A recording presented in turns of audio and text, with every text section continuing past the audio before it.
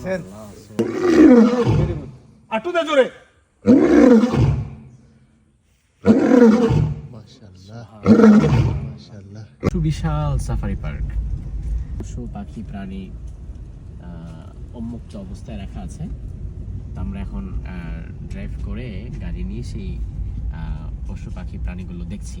এদের মধ্যে আমরা অনেক কিছু দেখেছি, বানর, বন্য হাতি, জলহস্তী, অজগর সাপ, ময়ূর সহকারে অনেক কিছু।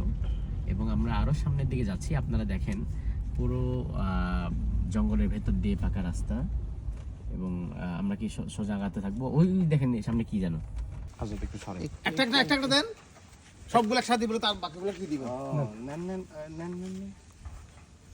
ওইগুলো এদের জন্য খাবার আসছে, এই যে এদের পছন্দের খাবার হচ্ছে এগুলো, সব চলে আসবে। আপনাদেরকে আমরা জেব্রা দেখাবো খুব কাছ থেকে। এই যে দেখেন আমরা যে জায়গায় আসছি সাফারি পার্কের, এখান থেকে খুব কাছ থেকে আপনাদেরকে এখন আমরা জেব্রা দেখাচ্ছি। এর আগে আমিও কোনোদিন হয়তো জেব্রা এভাবে এত কাছ থেকে সরাসরি দেখি নাই।